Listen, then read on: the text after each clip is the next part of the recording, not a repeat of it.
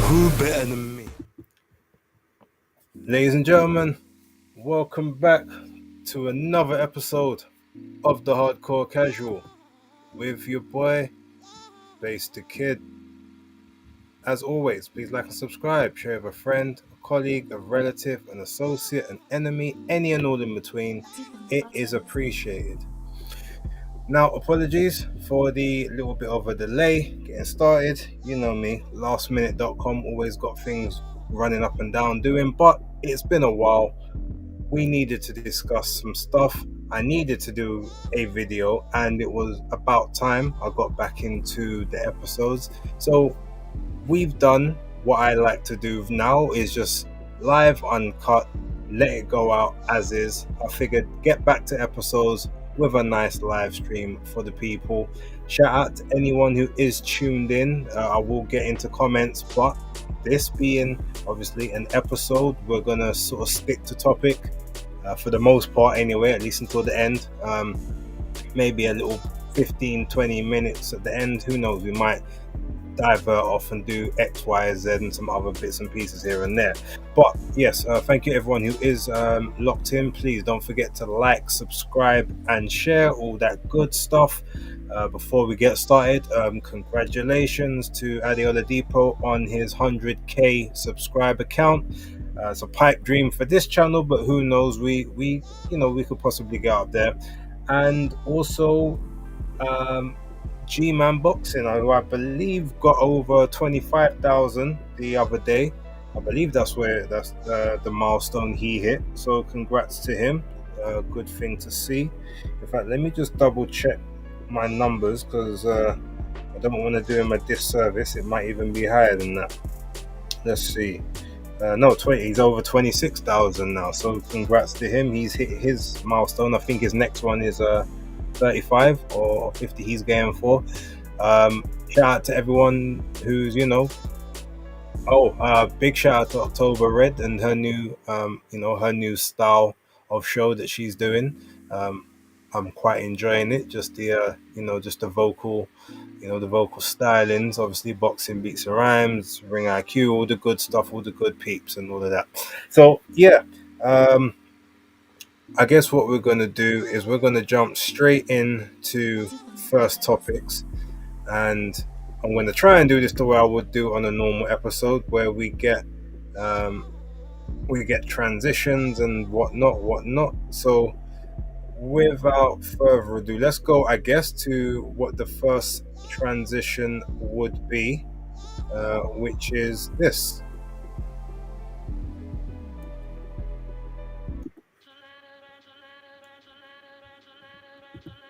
Right, so as news broke several days back, we now know that BOXXER officially will be joining the BBC, I guess, broadcast channels for their shows. I like October Red, I believe like Danny Glover, and whomever else is on the boxing media circuits received an email on, what day was it? It was on Thursday. It was Thursday around about 7 o'clock. We all received an email which was embargoed until 1 minute past midnight on Friday morning, telling us that BOXXER had now joined up with BBC.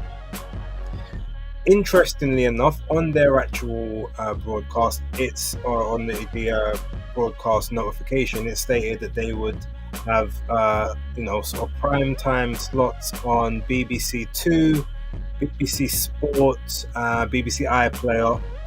There was no mention of BBC One, which, look, that in itself is arguably the biggest channel in the country. They do have the most viewership. I mean, yes, not everyone officially has a TV license, but everyone's got access to BBC One. It was the first known channel in the UK, so it is on every single smart device, every single television, whether analog or digital. So to not have that as part of the broadcast may be a little bit of a, we'll say, a problematic thing. Who knows? Well, I guess we'll have to wait and see to how it kind of looks without that there. But BBC Two is also nothing to be sneezed at. They get very good viewership there, and it's also, I guess, how you gonna market and promote the events. Now, what I found interesting, and I believe this was on the Talk Sport interview. Now, Ben Shalom likes to waffle. Ben, if you're watching, you know it's true. You sometimes like to go around the houses with what you're saying. But he said something along the lines that Boxer will still have their pay-per-view functionality for the biggest and best fights that they have, but ultimately they will be you will be seeing their content on the BBC channels. Now, I'm assuming that iPlayer is going to be broadcasting the entire events that they show, and then like in that last hour slot, or like the last hour and a half slot, maybe 2 hours, is where they will have the broadcast of BBC Two or BBC Sport, BBC Three, whatever. But they also said that they still have pay-per-view functionality.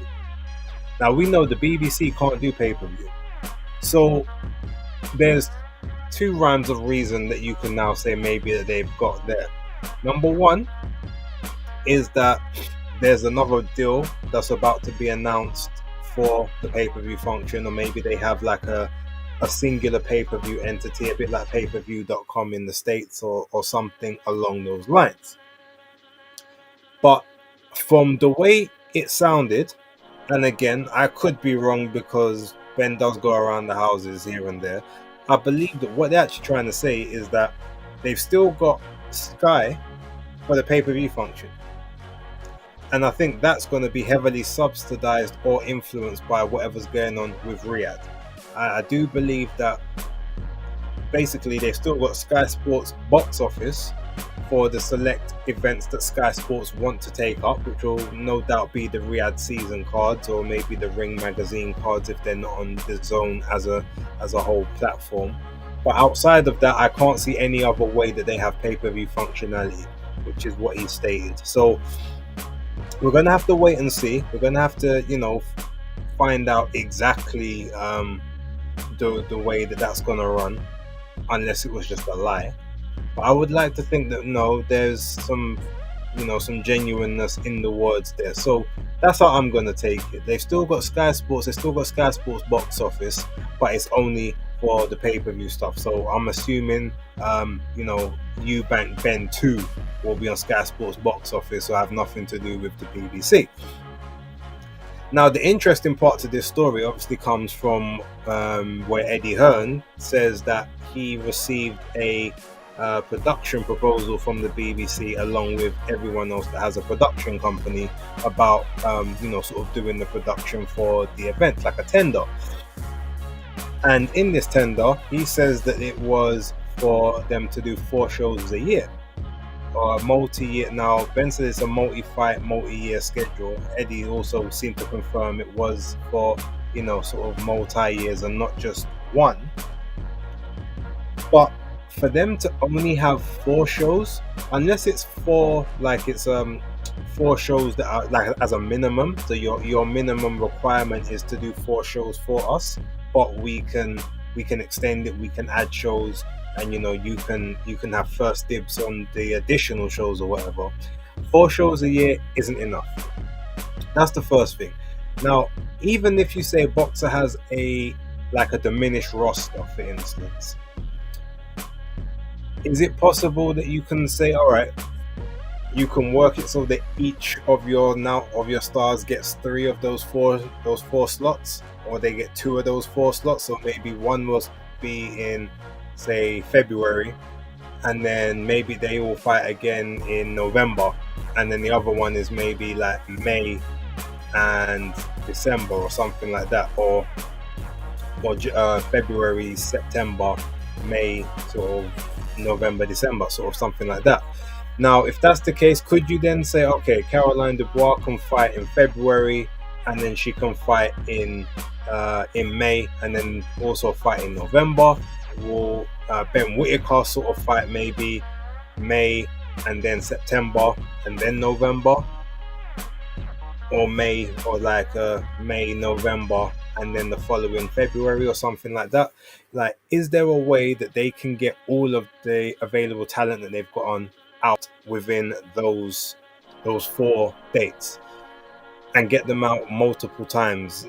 I don't know. I don't think that would be the case. If we're just going through the list, you got obviously Adam Azim, who's still currently with them, Ben Whittaker, Caroline Dubois, Fraser Clark, Jamie TKV, Callum Simpson.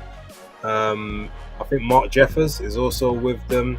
The new the Scottish Olympian guy whose name I don't remember off the top of my head. Apologies to him. And Lauren Price, Karis Artinsaw, I believe she's still there under contract as well. That's just off the top of your head. We're talking about 8, 9, 10 people. Can those 10 people be satisfied with the 4 dates as they are? Can you get a couple more? Do you have the fillers in? Obviously, I'm not including Chris Eubank Jr. in this because we don't know what he's doing. Chris Billam-Smith is also a part of that. Vidal Riley as well. Again, we don't know what's happening with those contracts. But you've got man like Dan Aziz is still there.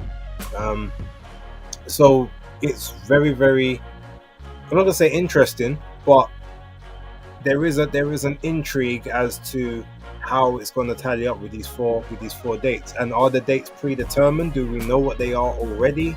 Are they sort of just going to be as and when the BBC decides to fill slots? And then also, again, is it going to be a case where you're going to be beholden to someone else's time frame? So if another event or something else overruns, like, do you then have to delay your live events with the people in the crowd having to wait an extra 30-45 minutes for something to start? A bit like what Top Rank had to do on ESPN from time to time when they had their slots. There's a lot to kind of lot to unpack within this situation. Now look, BBC, like I said, it's the biggest channel in the country. They've got a very large user base and viewership. We're hearing rumours of £500,000 per show, so ultimately that's 2 million a year. Can you get your fighters out for that amount? Will it mean that you'll have to basically strip out all of your top tier fighters and then bring in a lot of more lower level guys and try to build them up as stars, and then get BBC maybe to expand the budget somehow? Let's not forget, it is taxpayers' money. Do the taxpayers want to be funding boxing events? But I guess if you have like additional content, filler content on the iPlayer or maybe on the channels late at night, it might give more of the taxpayers chance to see these people and their personal lives and make it a bit more like soap operas and dramas, get them invested that way to whereby they won't mind you paying for quote unquote a brutal sport with their money. There's a lot to kind of try and work out and unpack with the situation. So I'm going to see how it plays out. I'm wishing Ben success. I want him to do well in this endeavor because ultimately it benefits everyone. They're saying that the first show that could be taking place could be on the 27th of September, taking place in Birmingham with Fraser Clark and Jamie TKV. Now, are both of them going to be on fairly big money? Could you say that they might take 400k off of that show, and then the last 100 is the undercard? So will the undercard be scaled down to maybe only a 2-fight undercard or 1-fight undercard maybe? There's a lot sort of to unpack. However, based on the rumors of when that fight may be taking place, I have actually booked hotels and some stuff in the Birmingham area because I would like to go and cover the event. I also got to try and figure out how I'm going to get to Sheffield for Dave Allen and Austin Bet McMillan, but that's a whole nother story. We'll get to that later on. However, with that kind of being said, I want to get some of you guys' thoughts, whoever's in the comments, whoever's let me see what everyone else is saying.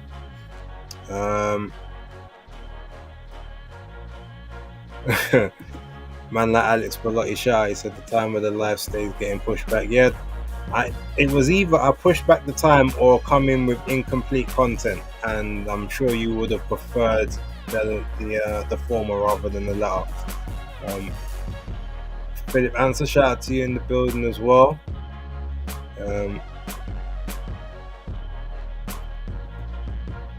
Christopher Anthony, or what's this? How they sold his soul to get that 100k. I can't co-sign that, Chris, but you're entitled to your opinion. Shout out to you. Nathan Benden, shout out. It says, leaving this query because I need to put the kids to bed, so hopefully this gets picked up in the miscellaneous section later and I'll watch back. What's the query? Oh, it must be below. Okay, so let's I'll answer it now. Which British heavyweight is Lenny Apero going to fight? Hearn said he'll be fighting a ranked UK heavyweight in October or November. That's been signed and will be announced soon. Oh, interesting. British heavyweight Lenny Apero. I can find out for you, but if I was to assume,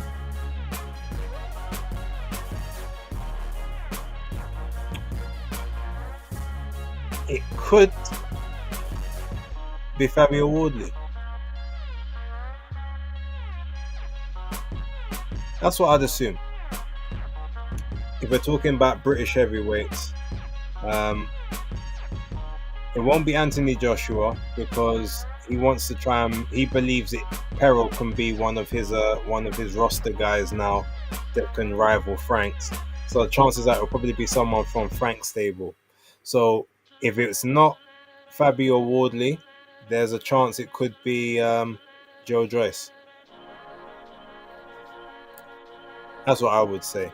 It would either be Fabio Wardley or Joe Joyce. Those are the two names that I would put down. But I'll find out and we can address that later. Philip, this is a 1-year deal, right? From what I've heard, it's multi-year. Shout out to Raymond Hells. He said, base where you've been, bro. Time has just been timing. That's basically all I can say. I've been around, but let's be fair, it's August. Nothing really much happens in August in the boxing world. Chris, no hate, but if you can't make it on Sky Sports, you ain't doing nothing on BBC, and we've seen this through the years with promoters get dropped by Sky 2 years later, you don't see them. I mean, possibly, but let's wait the 2 years and see if you're right. Untraceable, BOXXER's gone to Queensbury. Yes, he has. Audio. What's happening with the audio? It might just be you. I think everyone else can hear me. Just check the roster and it's kind of ass. Okay. Right. Okay, so that's one topic down. So I guess we've got to get into something else, which is something that obviously none of us really was taking serious, but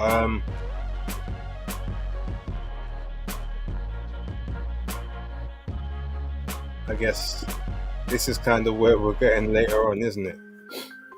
Now it's kind of apropos that this beat is actually called For My Peas, because this is very much what this feels like.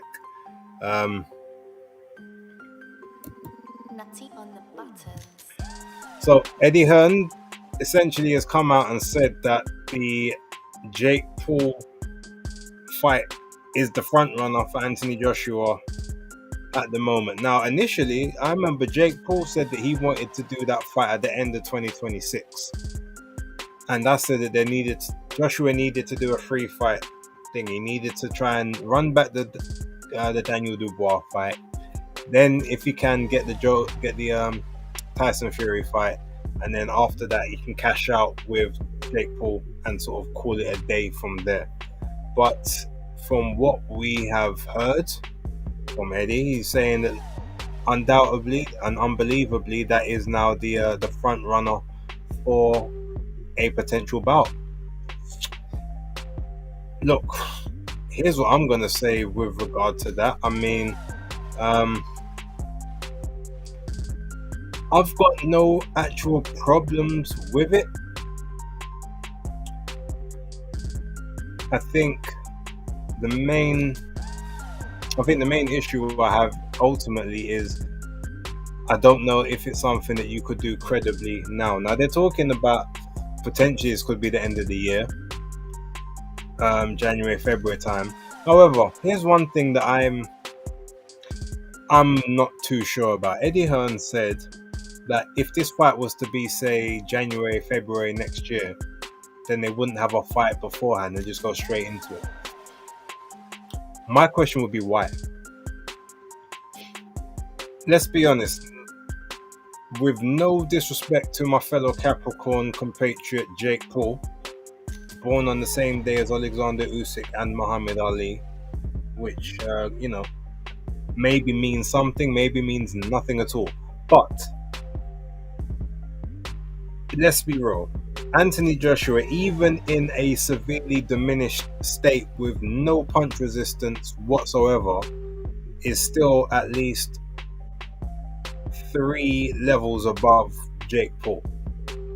And that's no disrespect to Jake Paul. We're talking about, if anything, Jake Paul is at prospect level. Anthony Joshua is at world level.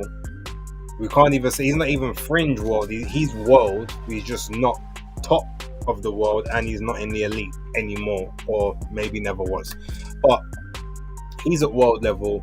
Jake Paul's at prospect level. The golfing class between the two is crazy. So there is no problem. There is no reason why Anthony Joshua can't have a proper fight beforehand and then go into this fight, say this fight's in February. Why can't you fight in October or November? You don't need that much of a turnaround or a recovery time to go into a training camp for Jake Paul.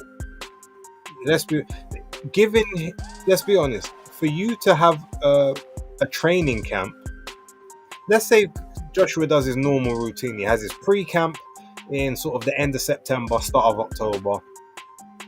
Goes into training camp maybe the end of November, start of December. So you miss out on Christmas and all that sort of stuff and New Year's. Do you need a 12-week camp for Jake Paul? Even if it's to quote-unquote get in shape. I mean, you're in shape all year round anyway. It would make more sense to go into a fight now for sort of November, maybe even December time. Take December off, take off 2 weeks in January, and then just have a nice little 6-week camp for Jake Paul and collect an additional bag. That way you're not hurting your rankings, if that's what you want. If you do have designs on going back into serious competition afterwards, you're not hurting your rankings. You're active, you get any ring rust off, you dispatch of Jake Paul in a timely fashion. Then you go and prepare for the next challenge, which is, because of the notoriety that you've just had, is likely going to be a big, a big stadium event, or or just a big opportunity. I don't really see why you would need to sit out this entire amount of time for the Jake Paul fight, unless that's part of the contract. You're not allowed to have a tune-up. You're not allowed to, be match sharp, so to speak.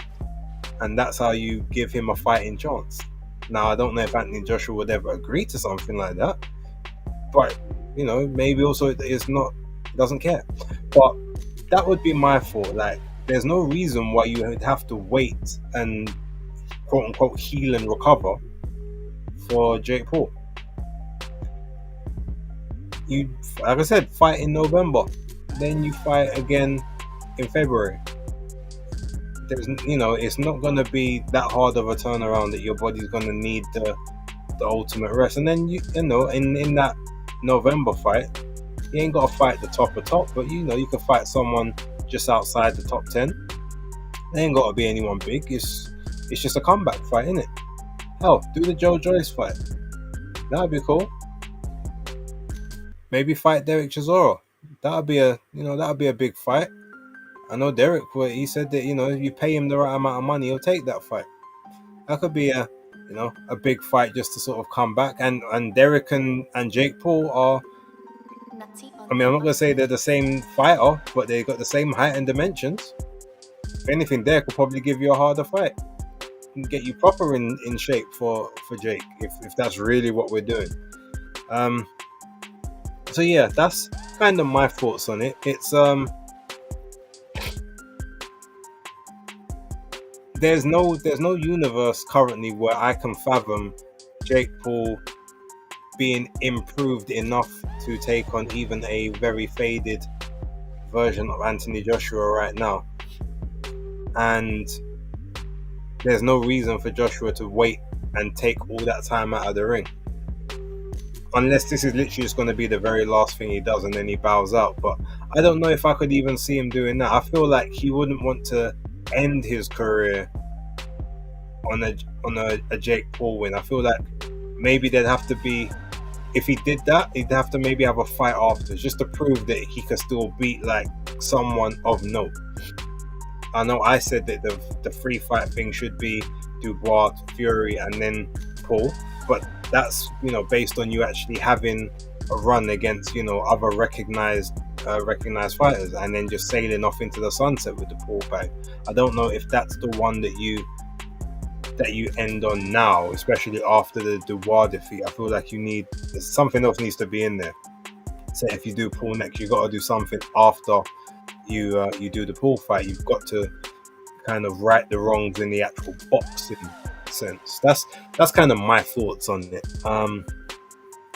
Yeah, ultimately it's I'm not going to say I'm mad at the match. I'm not, because ultimately Anthony Joshua is not a champion. Him fighting Jake Paul is not holding anything up. It's not causing turmoil to the heavyweight scene. And if that's what he wants to do, like I said, go get your money.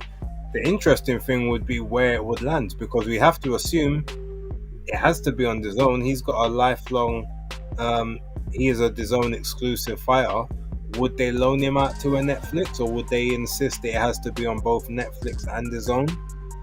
And if it was on Netflix, what kind of remunerations? Because Netflix would then have to pay DAZN a bread, because DAZN would definitely want to do that on pay-per-view.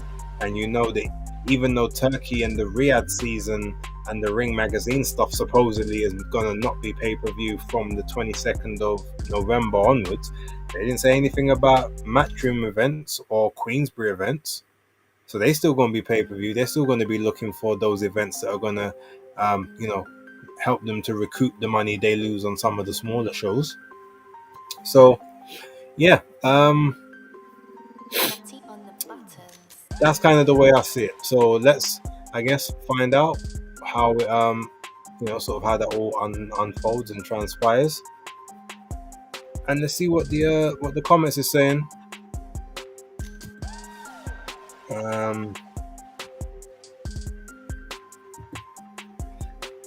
Christopher, Mike, we could talk about that later. Stay on topic, Chris. Shout out, man, like Fight Fan TV Live. Danny Glover in the building. Salute to you. Philip says, better just being an exhibition bout than an actual fight. Maybe, but Christopher, nah, AJ would get cussed out. People would say he needs a warm-up for Jake Paul. I knew this sort of circus would happen when they first done KSI versus RuPaul.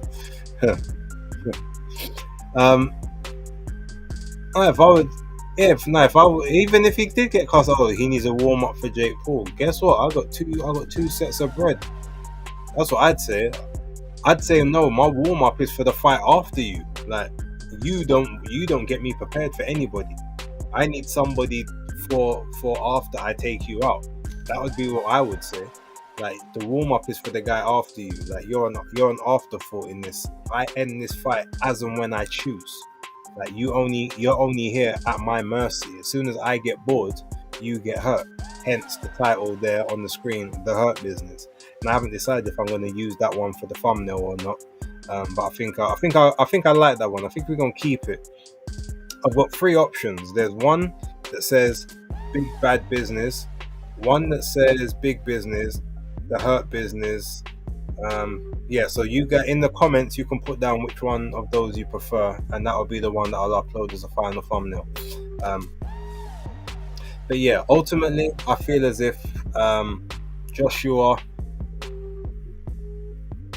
the only concern I'd have, and again it's not a big concern because again levels, but just your last fight was September last year.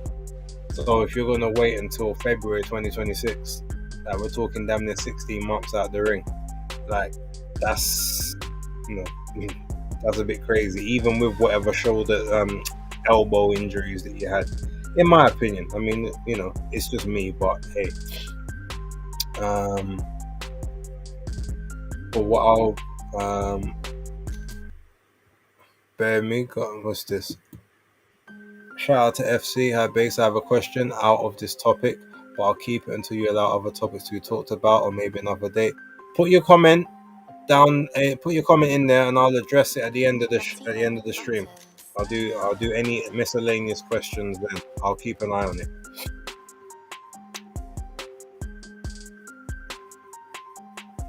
Hurt Business is a West Side Gun song. For me, I just think of Hurt Business as the faction that used to be in WWE and then moved over to AEW. That's where I know it from. So, but it's a bit apropos for what we're talking about. BOXXER are hurting with BBC, and Jake Paul definitely might be hurting after Anthony Joshua encounter in the ring. But yeah, so that's kind of my thoughts on those. So now I'm going to move into something else, which I guess I'm going to try and talk about during the week. I'm hoping I will have enough time to do so, because I'm going to be a bit inundated with some other stuff. But let's talk about, as what hopefully you guys can see in the background right there,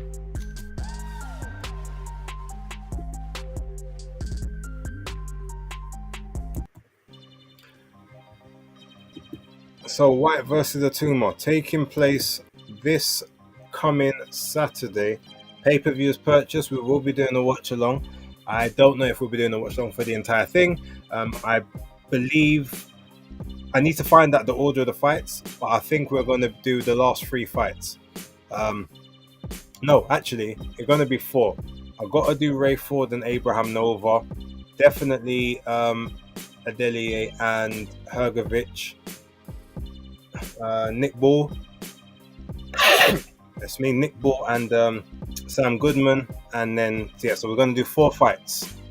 So as soon as I find out the timings, I will set that stream up and we'll get it cracking. Saturday, I'll make sure that the dog is taken care of. I will make sure all of my other obligations are dealt with by that time, so we have a nice clear stream for I'd say 3.5 hours or so. And I'm hoping that there's no big productions in between each bout, and they go nice and swift, and we can chop it up and ham it up. But very interesting. Obviously, I think when everyone first saw this fight, you thought to yourself, like Dillian Lamb to the slaughter, ultimately like cashing out in most of the time, was going to do whatever. As it's gotten closer, I feel like a lot of people, as we normally do, we find reasons to just believe that a fight is going to be more competitive than it is. Like, I think everyone does that when it first happens. Oh, that's an easy fight, and then all of a sudden you feel like, oh well, actually maybe this can happen, maybe that can happen. What about this? We didn't think of this, we didn't think of that. And then you just sort of build it up, and then all of a sudden when the fight takes place, it usually happens the way you initially thought. Now this one, I haven't given any opinions. As you know, that's a lie. I did say I didn't give my prediction, or did I? I think this was one of those fights, one of those rare fights where I did kind of, either I gave an opinion or I just said this is not a fight that benefits Dillian in any way, shape, or form. I can't remember. Anyway, obviously we will do basis picks on. I might actually do. I need to see what else is on, because there's a few other fights and stuff on next weekend. So I may decide to do a little. I may do sort of one or two, or I might just put the fights I'm interested in and just do one video and get it in there. But my overall prediction initially was that Moses would win. But the way and the method of how I felt he would win, I think, was a lot different to what most other people had stated previously. So I haven't changed my opinion. So, ultimately I do believe a Moses Talma win will occur. But on the prediction video, I will tell you how I think it's going to break down and how I expect Moses to win the fight. That being said, I think I was one of the few people that never out and out just said that it would be an easy night for Moses, because that's where a lot of people kind of came in to start off with. So I'm going to tell you guys how I predict the fight to play out, and let's see, the intrigue will be how close I am with my prediction to what actually happens.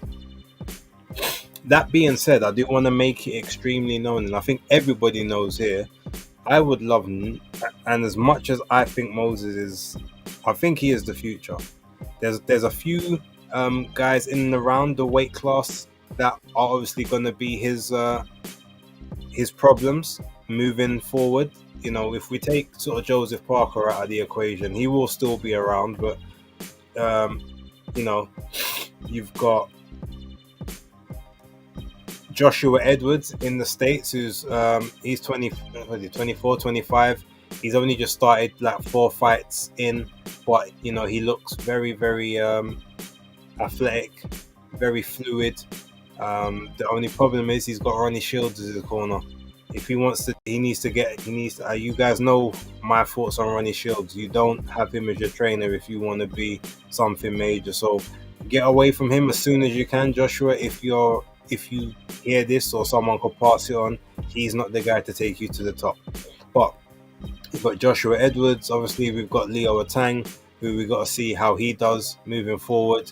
And then we got Richard Torres, and then Moses Talma, and I guess Bakadir Jalilov when he finally decides to sort of come back to full-time professional boxing, which I believe he is done now.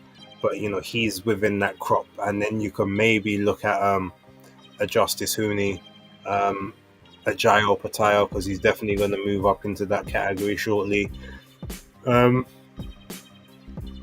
Lawrence Okoli's still young enough to kind of be considered to be in that mix as well, although I think he's going to be looking to set just after, and Ajit Caballero.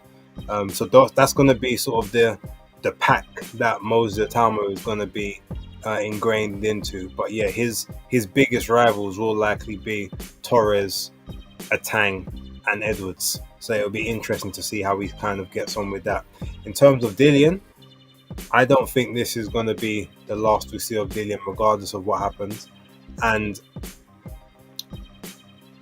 I would love nothing more than Dillian White to actually win this fight. But you guys know, I can root for someone, but then still pick against them. Like I have no bias in that sense. But everyone knows my history with Dillian White, and just, I don't even want to call it fandom. Just like my the patriotism, the sort of compatriotness, all that sort of stuff, and just my support overall of Dillian White.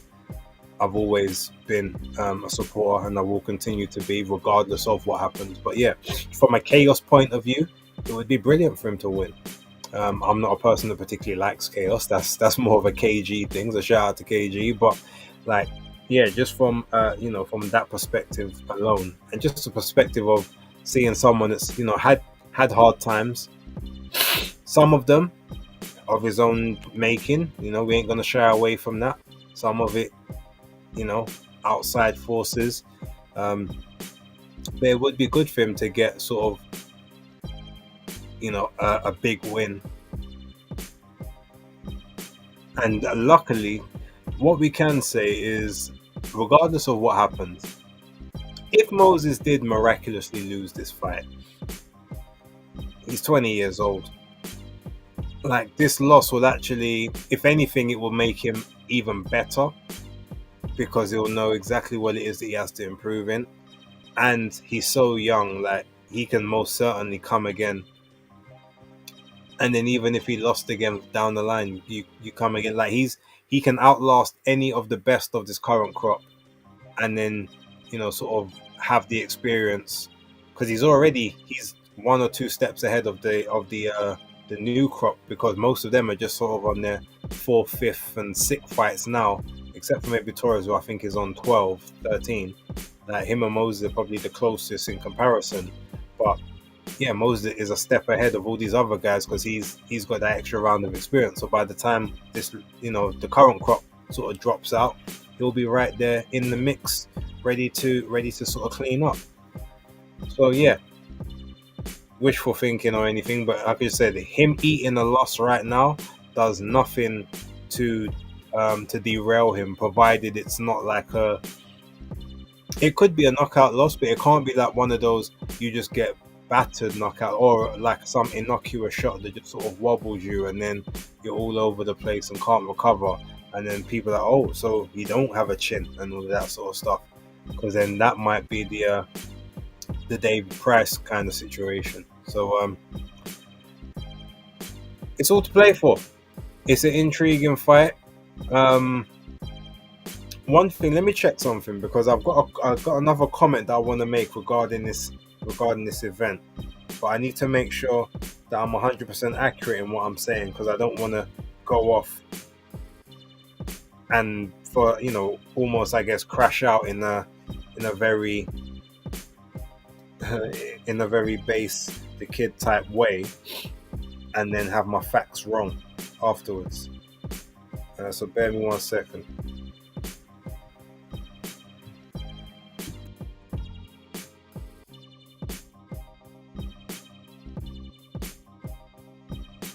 Right, so I am looking, since Nick Bull's fight is I say gift decision against Ray Ford.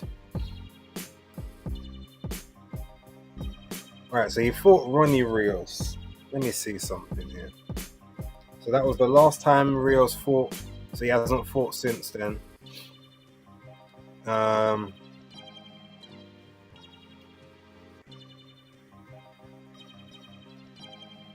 Okay, it is as I thought. So Nick Bull in his last 3 fights, or his 2 coming up to the 3rd one. So he fought Ronnie Rios. Okay, Ronnie Rios, the fight before him, had been out of the ring for just under 2 years, and he came up to 126, and he actually weighed in at 125 pounds. Prior to that, he was a super bantamweight, yeah, or a junior featherweight. And I'm just trying to see how long he was at junior feather for. Right, so he was there for a good. Yes, he was there for pretty much his entire career. So his entire career was fought at junior feather. Okay. Has one. Well, he had 1 or 2 upper one at featherweight earlier on, like 2017. So we're talking 7-8 years prior. But junior featherweight, 125, and then 125 and a half in the Nick Bull fight. So he's a junior. So he's a super bantamweight, and that's who Nick Bull fought, and he TKO'd him in the 10th. TJ Dehenny, super bantamweight, fought and stopped him in the 10th. And now Sam Goodman just come up from super bantamweight to face Nick Bull again. Why is Nick Bull only facing guys coming up to the division? Like, why is Frank Warren, why is Nick Bull and his team, why are they not fighting at least the ranked contenders for their belt? That WBA belt that they've got. Why are they not fighting guys that are actually 126 pounders? Why are they bringing people up from other weight classes to face him? And this is one of the criticisms that I've had over the last year and a half or so about the way Nick Ball's been moved and the way he's managed. Now, let's not. I don't want to make it seem like I'm against Nick Ball. I'm not. I think he's a very talented and exciting fighter. Okay, maybe not talented, but he's very exciting. He does what he does well. Hella dirty. One of the dirtiest fighters in the game right now, and that's not even questionable. You can't the kid's got a nasty streak in him. But I've interviewed him. He's a good guy. My issue is that since he got this, I'm going to call it gift decision against Ray Ford, it's like they've tried to put him on easy street, just hoping that he can parlay himself into this Noya Inoue fight, which is also a guy coming up from 122. Why are you so afraid to have him face people that are his actual weight class and size? Is it because in the Ray Vargas fight, he was lucky to get the draw? And a lot of Brits, oh, he was robbed against Ray Vargas. No, he wasn't. That fight was legit a draw. It was a 113. He lost 7 rounds. He lost the first 6 and then lost the 8th.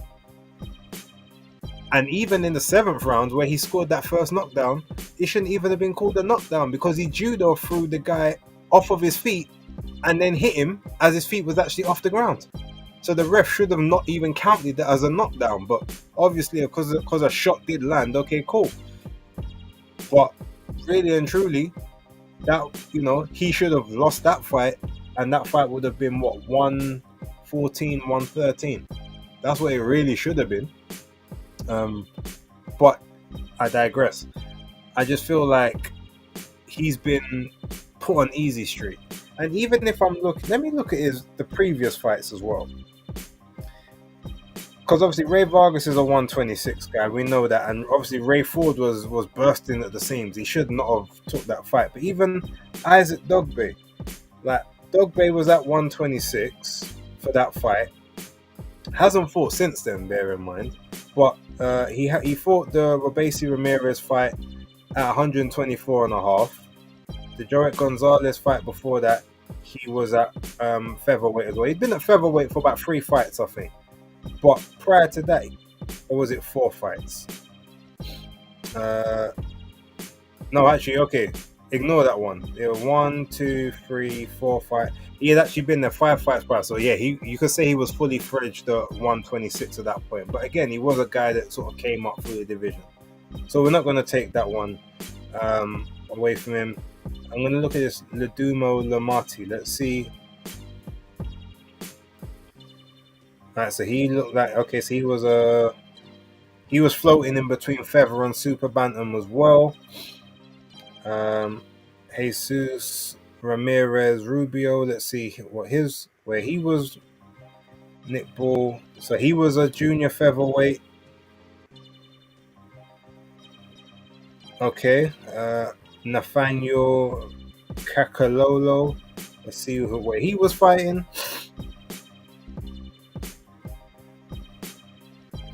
Okay, looks like he might have been, okay, he looks like he was a featherweight and has fought as high as super feather. So that was a guy within the weight class. And I think Isaac Lowe, let's see, what was Isaac Lowe fighting at before? Yeah, Isaac Lowe was a featherweight as well. So yeah, but there's just a whole bunch of his fights recently where he's been fighting guys that they've been bringing up from super bantam and bantamweight. Now, one thing I'm wondering, are they bringing the guys up because obviously he's 5'3" and he can't make super bantam, but that's where they believe really he should have been. So to try and even the playing field, they bring up guys that are of a similar height, sort of 5'4", 5'5", maybe 5'6" at a push. With obviously with Ray Vargas being the anomaly at what, 5 foot? Was he 5'11"? Obviously, that is a big anomaly to the weight division. I just wondered, is that the reason why? But ultimately, my issue has been, because they was like, oh well, he had the tough fights, he had the back-to-back hard fights, he had Dogboe, then Vargas, then Ray Ford.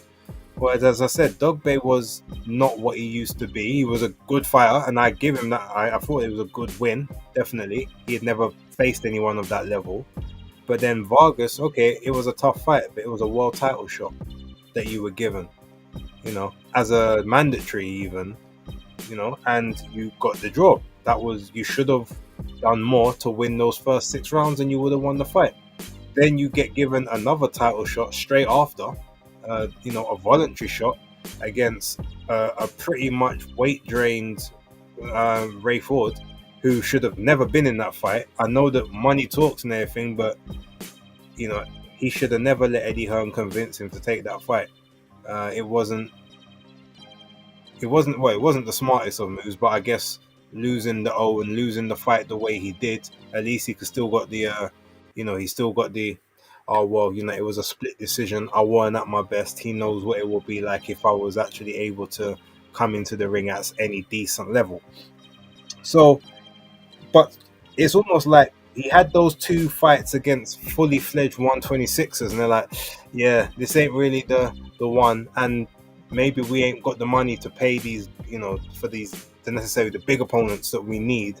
So let's just give him some names that we can parlay. They're going to be in Liverpool, so they're going to watch regardless. Give him some easy touches, because Ronnie Rios was supposed to be an easy touch. Nose all busted afterwards, like basically going hell and back with Ronnie Rios. TJ Dehaney was supposed to be an easy touch coming up from 122. Again, 10 rounds. Not necessarily life and death, but it was a lot harder than it's supposed to be. I'm just wondering, like, is that why they're bringing up all of these guys from lower divisions? Because they know that if he's in there with guys the same size, it's going to be a problem. Obviously, Frank is one of the best at maneuvering people and putting on fights that you just about think are possible.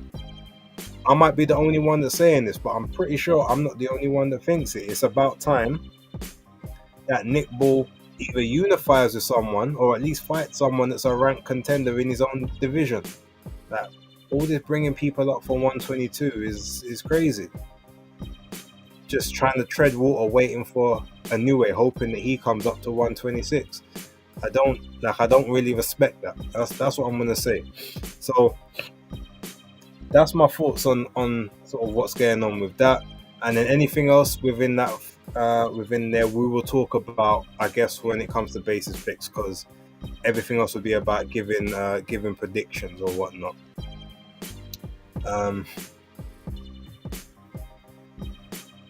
Go on, deal. One last howl. They all against you. I hear that. Alexander Wilson, let's see what you got to say. Shout out to you. I think Moses is going to blow through White in 6. White looks so stiff in his last couple of fights. I mean, that's fair. You're only as good as your last fight, as the people say. Christopher says David Hay versus Carl Thompson comes to mind, but I'm proper biased towards Dillian. I hear it.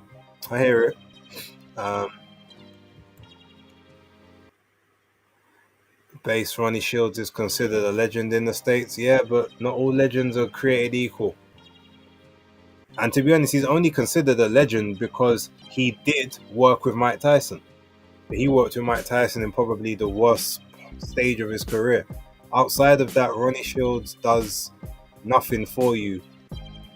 Everyone I've seen go with Ronnie Shields is ended in disaster for them of recent. FC, I've seen your comments, so we're going to get to those shortly. Shout out to the beauty of the pencil. Big up the incredible Base the Kids. Greeting to the amazing chat. Make sure you guys hit him up. Shout out to Wayne Fitness. Don't feel sorry for the fighter staying at Boxer. Shaking my head. I hear it. Philip answer a bit like Tank. Yeah, with the bringing people up from lower weight classes, they do the same thing with him. Like they're trying to create this illusion of dominance, but like fight people that you're in there that are actually in your weight division.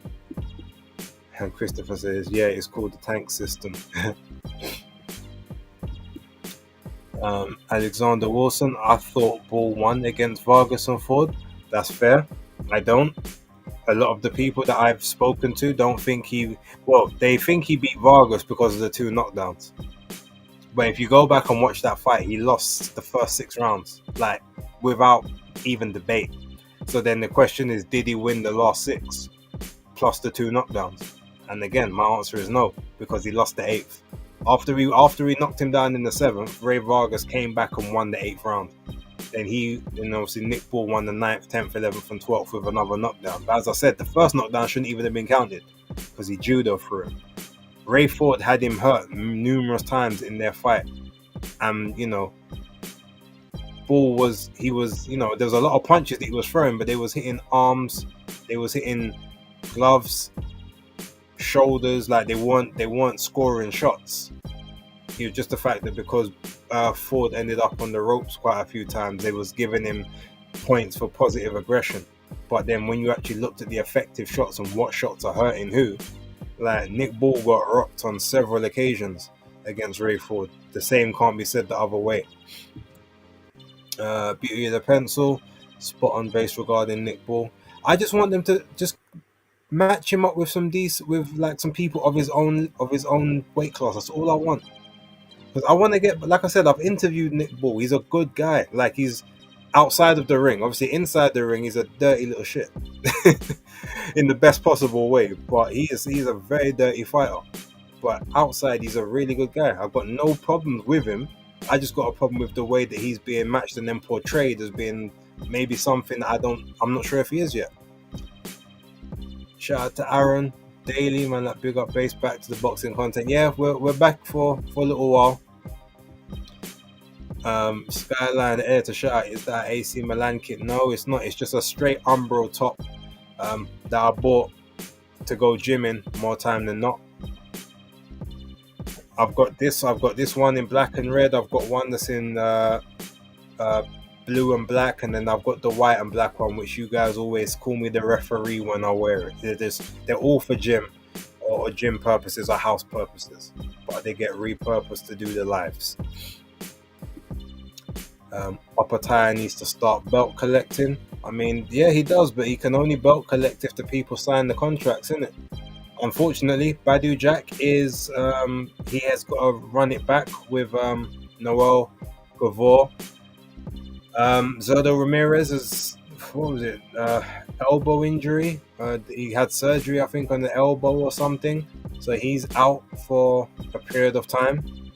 So Jai's either got to wait around or he's got to move up.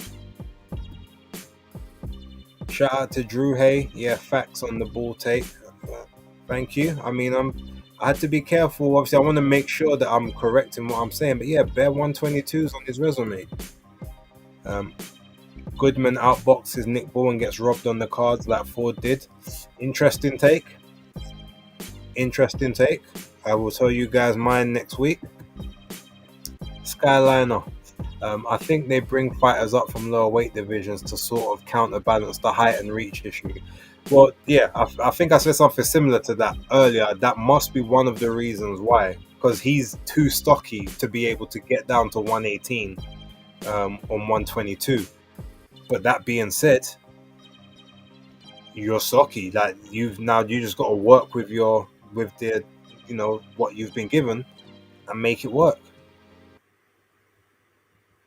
And the thing is, if they do that, if the more times they do that, that's not going to help him when he then faces the people that are actually proper 126ers.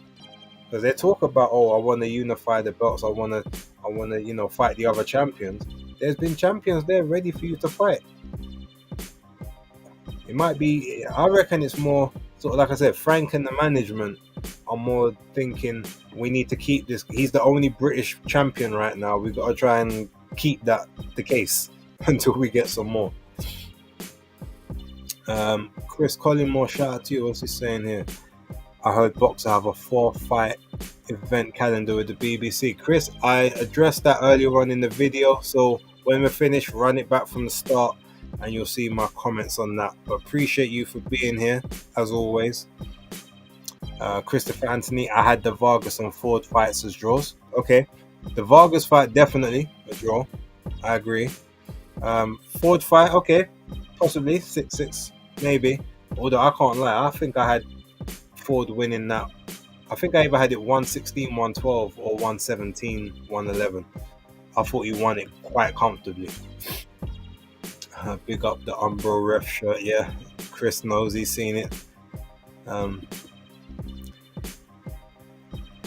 Right, what you reckon about Bivol injury? The timing is weird with the hospital picks just after Beterbiev has a moan up and announced the fight.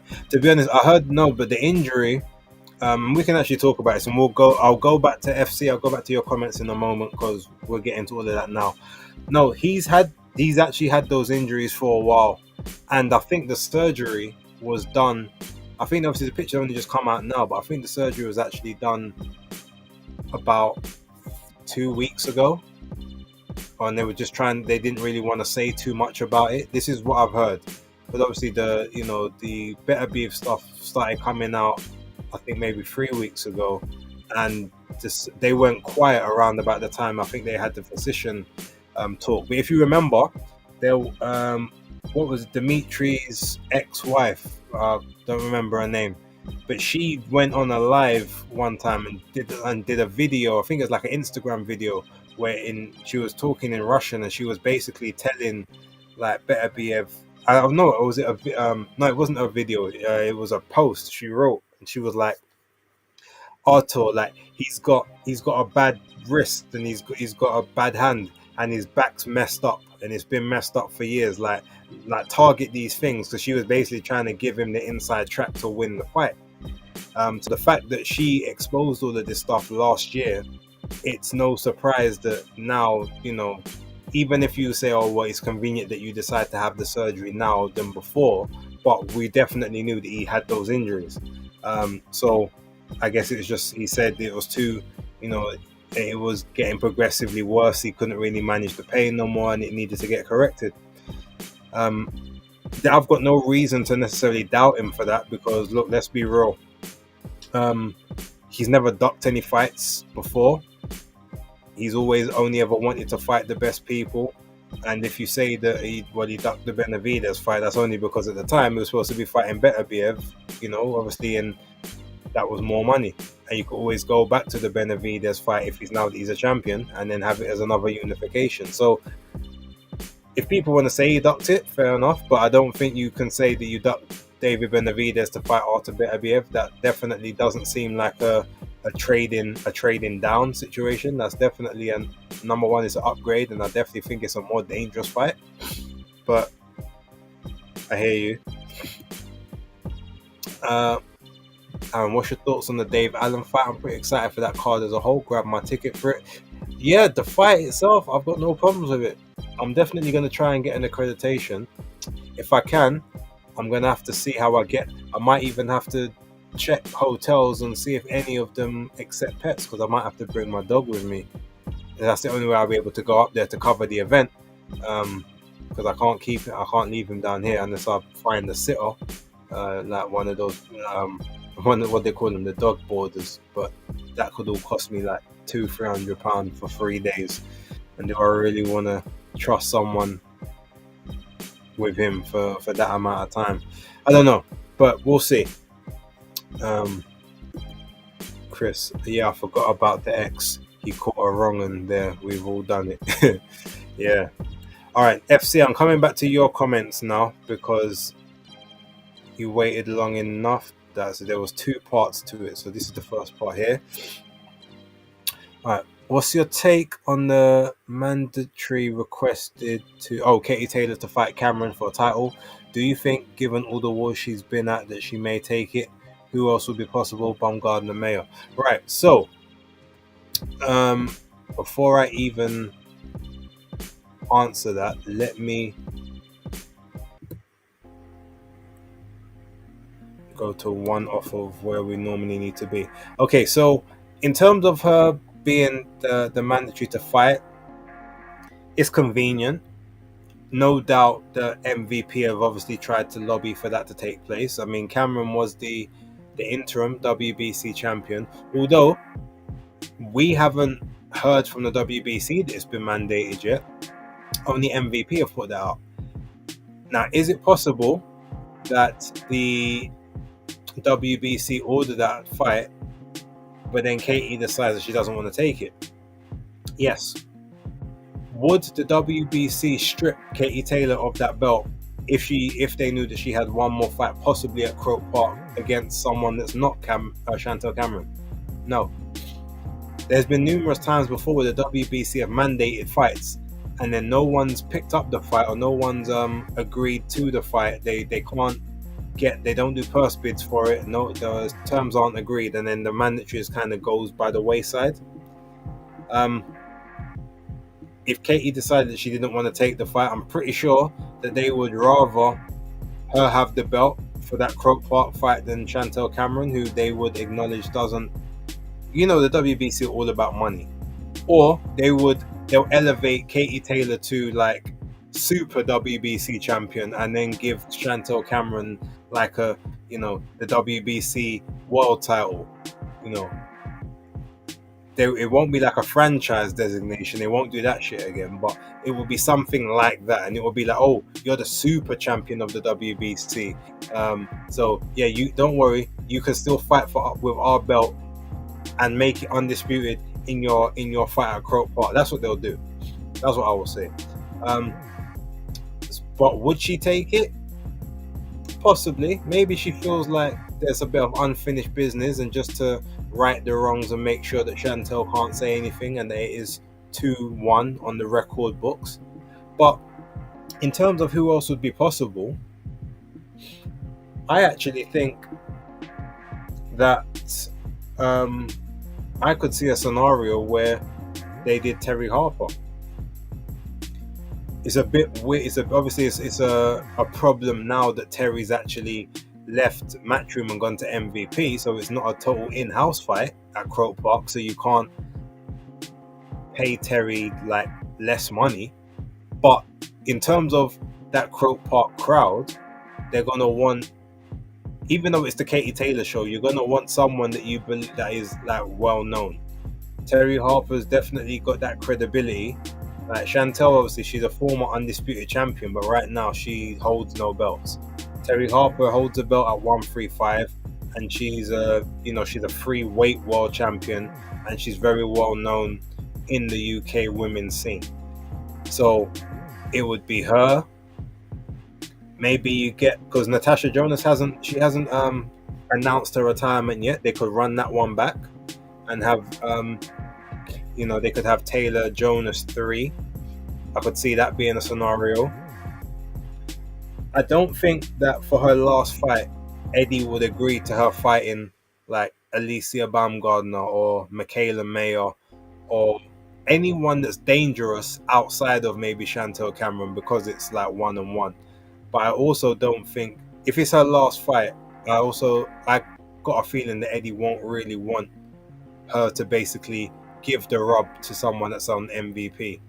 He would rather have that in-house to one of his stable of fighters, or at least to someone that maybe is on the outskirts, or someone else that it doesn't feed the next generation. So I could see, like I said, I could see him doing Natasha Jonas, because that would be a very big fight at Croke Park. And then if it's not her, then you could have, like I said, Terry Harper, who fits the bill, big name.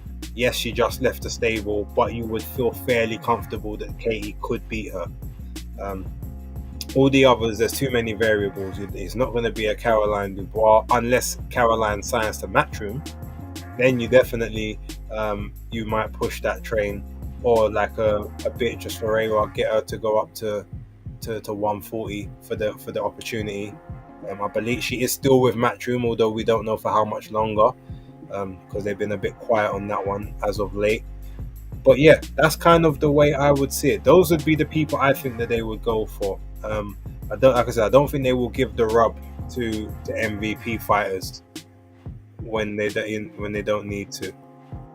And the second part of your question, given Scotney has all but one who owns Maeli Flores, and Nazarena Romero has a rematch clause after that loss to her, would Scotney fight the winner of these two, or Sky, who moved up in weight?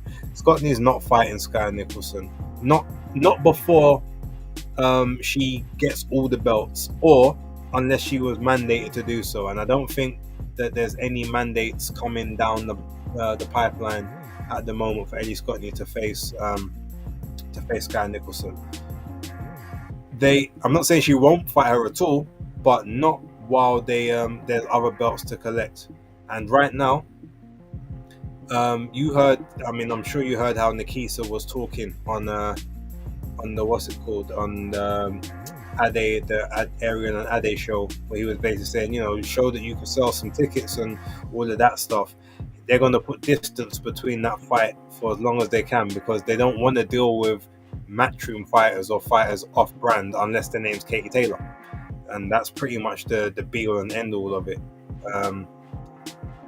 And they've signed up so many girls in and around that 122 division. They will quite happily put their fighters against each other instead. There's more chance that Shanika Johnson goes back up to 122 and faces Ellie Scotney for her belts up there as the undisputed champion down at 118 than Ellie Scotney facing Sky Nicholson in the immediate future. So I hope that answers the second part of your question. Right, let's go down to the bottom of the page. We've got a couple comments left here. Right, so Philip says, why is it that Better BM, when he gets injured, he doesn't get any of the backlash that Bivens getting? Plus, it was his side that was saying before that Bivens was a nobody who wouldn't fight him. Well, yeah, Bob Arum was the one saying he can't sell tickets and he's boring and stuff. But no, Better BF he gets a lot of flack when he gets injured, but it's all because they believe that he's doing stuff, basically. Nathan Benden talking to Aaron. How much did you get your ticket for? Only nosebleed seats left online. Okay, that's interesting. Bought it from Conor Tudsbury on the undercard. He was the only fighter with tickets left. Jeez. Wow, 125. So I definitely got to get my accreditation then, although I doubt I'll get it at this point. I'm gonna have to talk to some of the matchroom guys, because the last one I got, I didn't actually go to the fight, and I actually didn't tell them until the last minute. I forgot that I hadn't notified them, so there's probably a strike against me. But they know that I'm good overall, so hopefully I can get accreditation to that one. Skyline, I think a crossover fight with the UFC might be more tasteful for Eddie in terms of not sacrificing her legacy to the likes of Michaela Mayer. Yeah, something like that I could see. Great point about Katie and Eddie's preferred choice of opponents. Appreciate it. That's why they pay me nothing at all. But they like the takes. Shout out. Toby, big up base, big up to you, Toby. Salute always. Star Fox in the building. Shout out. Big up base and chat. Did I miss Fight Talk Live this week? No, not this week, but it'll be back next week after the Atalma fight. There's been no boxing for us to talk about, but it will be next week. Guaranteed there'll be Fight Talk Live next week. Yeah. Make sure all of you saluting each other. Keep it friendly in the chat, which you all are. Make sure you all hit that like button, subscribe button, and if you're watching on the old X, make sure that you move over to the YouTube so that you can hit that like and subscribe as well. Appreciate you. Katie versus Chris Cyborg at Crow Park next year is a fight to make. That's not a bad shot. That's actually not a bad shot. I could see something like that taking place.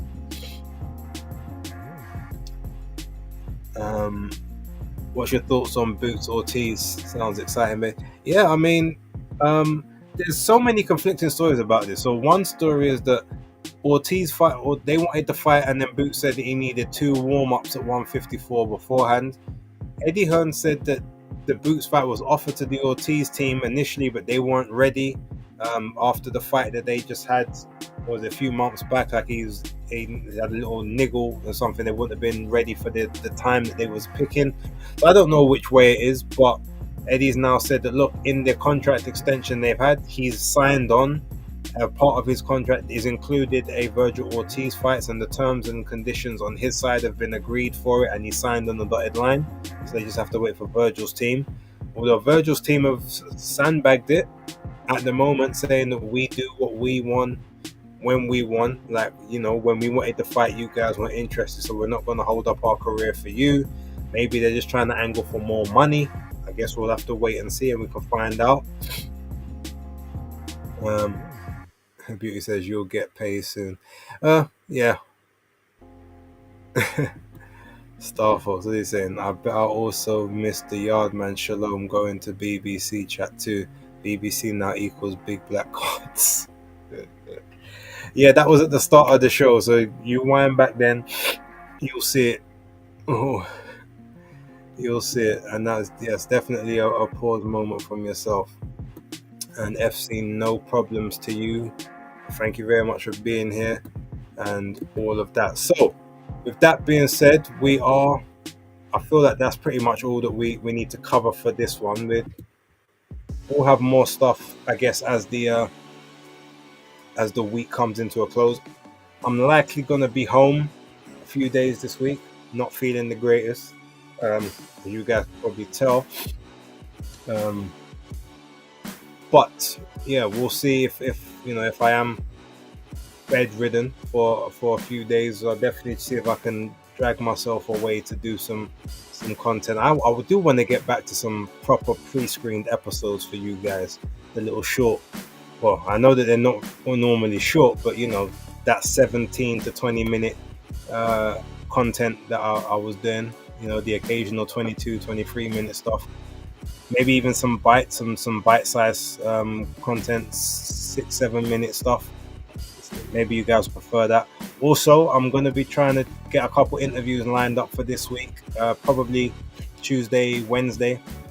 I've got a couple more US stars that I'm in contact with. Hopefully I can get those over the line. If that does happen, you guys will definitely be the first to know. You will see the notifications and all that good stuff. But yeah, that's how we are going to do it moving forward.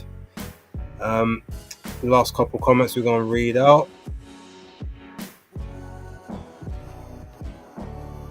Shout out to Beauty of the Pencil with a £2 super chat. Appreciate you. Keep up the good work, brother. I will do so. Thank you very much. Contribution means a lot. I appreciate it. Christopher Anthony, Boots Madrimov. I've been hearing rumors before Ortiz. Don't know how true it is. I've heard that he's fighting Rashidi Ellis. That's some of the rumors I've heard. Although, and other people told me it's a ranked contender at 154, so I've got to go through all the rankings to find out.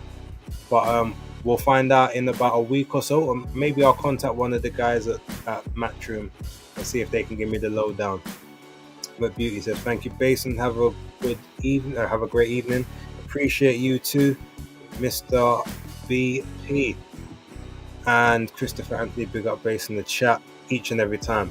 But yeah, look, ladies and gentlemen, thank you very much for being here. Yeah, there's going to be a lot more content coming out throughout this week. I do promise that, and I assure that it will take place. At least 4 bits of content, not including basis picks and the watch along on Saturday. So yes, we will get to it. We will get to it and all that good stuff. But with that being said, don't forget to like, subscribe, and share. And the Hardcore Casual. Maybe I'ma make it, maybe I'm not. In time we'll see.